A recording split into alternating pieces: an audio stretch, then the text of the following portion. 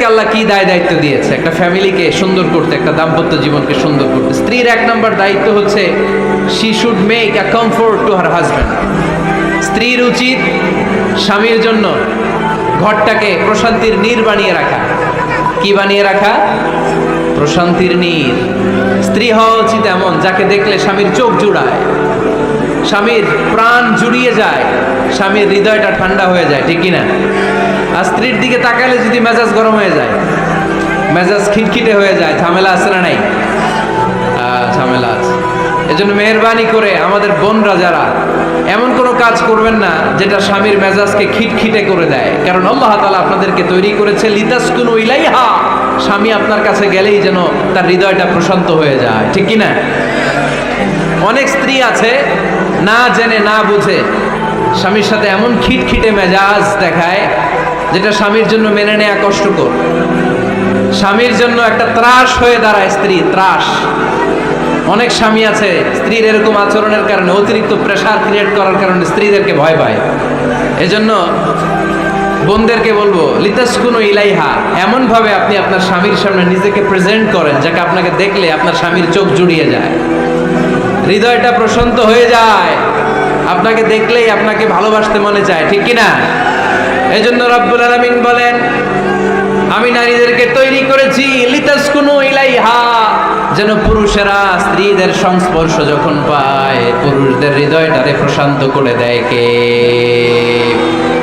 রব্বুল আলামিন বলেছেন খাদিজার জন্য জান্নাতে আমি এমন একটা ঘর বানিয়েছি যেই ঘরের মধ্যে কোনো বিশৃঙ্খলা নাই। খাদিজার জন্য জান্নাতে এমন একটা প্রাসাদ আমি বানিয়েছি যেই প্রাসাদের মধ্যে কোনো আওয়াজ নাই, কোনো কোলাহল নাই, কোনো বিশৃঙ্খলা নাই। কারণ খাদিজা আমার নবীকে এমন একটা ঘর উপহার দিয়েছে যেই ঘরের মধ্যে কোনো বিশৃঙ্খলা ছিল না, আওয়াজও ছিল না। পড়েন সুবহানাল্লাহ। আল্লাহ রাসূল যখন সারাদিন কাফেরদের মাঝে কোরআনের দাওয়াত দিতেন, কোলাহল মারামারি জীবনের ঝুঁকি নিয়ে মক্কার কুরাইশদের মাঝে যখন দাওয়াত দিতেন, সব বিশৃঙ্খলা ঝামেলা গোলমাল শেষ করে রাতের বেলায় যখন খাদিজার ঘরে বিশ্বনবী ঢুকতেন, বিশ্বনবীর হৃদয়টারে প্রশান্ত করে দিত কে? আম্মাজান খাদিজা বিশ্বনবী সাল্লাল্লাহু আলাইহি ওয়াসাল্লামের জন্য এমন ঘর উপহার দিয়েছেন যেই ঘরে বিশ্বনবী আসলে বিশ্বনবীর হৃদয়টা ঠান্ডা হয়ে যেত। সুবহানাল্লাহ পড়ে। অনেক স্ত্রী আছে স্বামী ঘরে ঢুকলেই ঘরে আটা নাই, রুটি নাই, চাল নাই, ডাল নাই, এটা লাগবে ওইটা লাগবে, ওখানে যেতে হবে, একটার পর একটা ফিরিস্তি বলে বেড়ায়, আছে না নাই? না, এটা করবেন না। আপনার কি লাগবে এই সব দায়িত্ব আল্লাহ তাআলা স্বামীকে দিয়েছে, স্বামীকে জানাবেন, তবে ধীরে সুস্থে ধীরে সুস্থে স্বামীর জন্য ঘরটাকে এমন করে রাখতে হবে যেন ঘরে ঢুকলেই স্বামীর হৃদয়টারে প্রশান্ত করে দেয় কে? এজন্য স্ত্রীর প্রথম দায়িত্ব ঘরটারে প্রশান্তির নীড় বানানো। একটা সুখী দাম্পত্য জীবনের জন্য স্ত্রীর 2 নম্বর দায়িত্ব হচ্ছে স্বামীকে ইন্সপায়ার করা, স্বামীকে সাহস জোগানো, পিছন থেকে ড্রাইভিং পুশের মতো কাজ করা। কারণ স্বামীকে যখন স্ত্রী সাহস যোগায় স্বামীর সাহস বেড়ে যায়, ঠিক কিনা?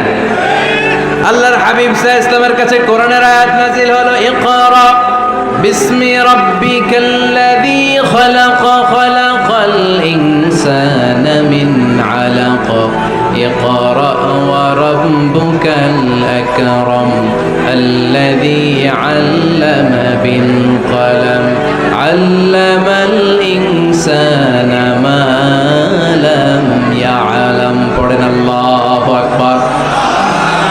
সূরাতুল আলাকের 5 আয়াত হেরা গুহায় যখন নাজিল হয়ে গেল, বিশ্বনবী সাইয়েদনা জিবরাইলকে নিজ আকৃতিতে দেখলেন, পা থেকে মাথা পর্যন্ত দেখে বিশ্বনবী ভয় পেয়ে গেলেন।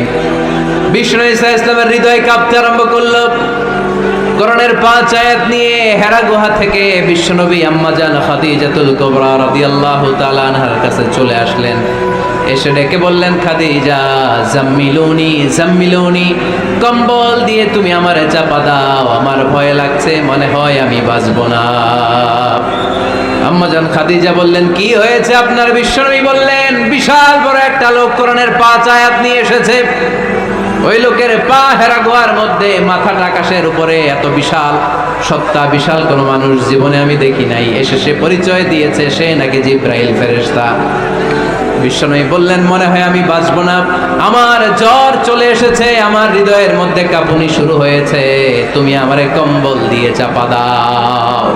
আম্মা জান খাদিজা বললেন, ও নবী ভয় পাবেন না, আমার আল্লাহ কোনোদিন আপনারে অপমান করবেন না। সুবহানাল্লাহ পড়েন। ওয়াল্লাহি ওয়াল্লাহি লা ইউখজিকাল্লাহু আবাদা। নবী গো, আল্লাহ আপনারা অপমান করবেন না, কারণ আপনার মধ্যে এমন এমন ভালো ভালো গুণ আছে, এই গুণাবলীগুলি যে মানুষের মধ্যে থাকে তাকে আমার রব কোনোদিন অপমান করতে পারে না। চিল্লায় বলেন ঠিক কি না? নবী হে, ইন্নাকা লা তাসিলুর রাহিমা, আপনি আত্মীয়তার সম্পর্ক বজায় রাখেন। ও নবী, তাসদুকুল হাদিসা, সব সময় আপনি সত্য কথা বলেন। ওয়া তাহমিলুল কাল্লা, আপনি মানুষের বোঝা টেনে দেন। ওয়া তাকসিবুল মা'দুমা, যার উপার্জন করার কেউ নাই, নিজে গায়ে খেটে আপনি তারে উপার্জন করে দেন। ওয়া তুঈনু আলা নাওয়াইবিল হক, সত্য যেখানে বিপন্ন সেখানে আপনি সাহসী সৈনিকের মতো দাঁড়িয়ে যান। সুবহানাল্লাহ। নবী হে, আপনি ভয় পাবেন না, কারণ আপনি এমন অসাধারণ ব্যক্তিত্ব, এমন জনকল্যাণমূলক কাজের আঞ্জাম আপনি দেন, এরকম লোককে আল্লাহ কখনো অপমান করতে পারে? আপনি চালিয়ে যান, আপনাকে থামানোর মতো অপশক্তি গোটা বিশ্বে দ্বিতীয়টা নাই। চিল্লায় বলেন ঠিক কিনা? বিশ্বনবীকে সাহস জুগিয়েছেন, এরকম সাহস জোগানোর মতো স্ত্রী আমাদের দরকার আছে না নাই? বিশ্বনবী সারাদিন বাইরে যখন কাফের মুশরিকদের অত্যাচার অনাচার সহ্য করে ঘরে আসতেন, আম্মা জান আয়েশা এমন সাহসিকতার বাণী শোনাতেন, এমন মোটিভেশন শোনাতেন, এমন ইন্সপায়ারেশন দিতেন, বিশ্বনবী সারাদিনের সব দুঃখ কষ্ট ভুলে গিয়ে এর পরের দিনের দাওয়াতি কাজের জন্য নতুন করে এনার্জি ফিরে পেতেন। চিল্লায় পড়েন আল্লাহু আকবার। এজন্য স্ত্রীর 2 নাম্বার কাজ হচ্ছে স্বামীকে সাহস যোগানো। 2 নাম্বার কাজ কি? স্বামীকে সাহস যোগানো, স্বামীকে সাপোর্ট দেয়া। স্ত্রীর 3 নাম্বার কাজ হচ্ছে স্বামীর ডাকে সাড়া দেয়া। কে দেয়া? স্বামী যদি স্ত্রীর সঙ্গ পেতে চায়, স্ত্রীর ওই ডাকে সাড়া দিতে হবে। রাতের বেলা স্বামী যদি স্ত্রীর সঙ্গ চায়, আর স্ত্রী যদি সঙ্গ না দিয়ে চলে যায়, ফজর পর্যন্ত ওই স্ত্রীর উপর আল্লাহর ফেরেশতারা লানত দিতে থাকে। চিল্লায় পড়েন নাউযু বিল্লাহ। তবে হ্যাঁ, ভ্যালিড যদি কোনো কজ থাকে, ভ্যালিড কজ, অসুস্থতা, অন্যান্য কমপ্লেক্সিটি যদি থাকে সেটা ভিন্ন ব্যাপার। কিন্তু ইগোর কারণে, ইগো, মেজাজ দেখিয়ে, রাগ দেখিয়ে কোনো বোন যদি স্বামীর আহ্বানে সাড়া না দিয়ে মুখ ফিরিয়ে চলে যায়, ফজর পর্যন্ত আল্লাহর ফেরেশতারা ওই মহিলার উপর লানত দিতে থাকে। আওয়াজ করে পড়তে হবে নাউযু বিল্লাহ। আবার বিশ্বনবী বলেছেন, খবরদার, রমজান ছাড়া কোনো নফল রোজা কোনো স্ত্রী যদি রাখতে চায়, নফল রোজা রাখার আগে স্বামীর কাছ থেকে যেন সে অনুমতি নিয়ে নেয়। নফল রোজা, আওয়াজ করে বলেন কি রোজা? ফরজ রোজা না।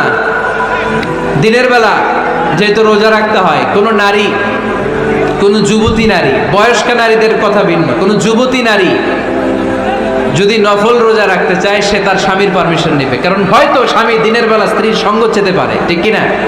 এজন্য স্বামীর কাছ থেকে পারমিশনের দরকার আছে না নেই? দাম্পত্য জীবনকে সুখময় করতে হলে একজন স্ত্রীর 4 নম্বর দায়িত্ব হচ্ছে নিজের সতীত্বের হেফাজত করা। 5 নম্বর দায়িত্ব হচ্ছে স্বামীর সম্পদের হেফাজত করা। সাইয়েদনা আবু সুফিয়ান রাদিয়াল্লাহু তাআলা আনহু ছিলেন খুব কৃপণ মানুষ, বিষ্ণু ইসা ইসলামের শ্বশুর। সেই বুখারীতে এসেছে, ওনার স্ত্রী এসে আল্লাহ রাসূল সাল্লাল্লাহু আলাইহি ওয়াসাল্লামের কাছে বলেন, ইয়া রাসূলুল্লাহ, ইন্না আবা সুফিয়ান রাজুলুন শাহী। হে আল্লাহর রাসূল, আবু সুফিয়ান খুব কৃপণ মানুষ, আমার আর আমার সন্তানদের খরচের জন্য যে টাকা পয়সা লাগে আমার স্বামী দেয় না। এখন আমার স্বামীর অনুমতি ছাড়া সিন্দুক থেকে টাকা নেয় আমার জন্য জায়েজ কিনা? আল্লাহর হাবিব বললেন, হ্যাঁ, স্বামী যদি কৃপণ হয় তাহলে ফ্যামিলির খরচের জন্য যতটুকু দরকার অতটুকু নিতে পারবা, ওইটারে ক্ষমা করে দিবে কে? আমাদের অনেকের মধ্যে অনেক কৃপণ লোক আছে না নাই? এই কৃপণ লোক যদি থাকে, আপনার অনুমতি ছাড়াও ভাবি আপনার পকেট থেকে টাকা নিতে পারবে। কৃপণ যারা, তাদের পারমিশন ছাড়া পকেট থেকে, আলমারি থেকে টাকা নিয়ে যতটুকু দরকার ফ্যামিলির ততটুকু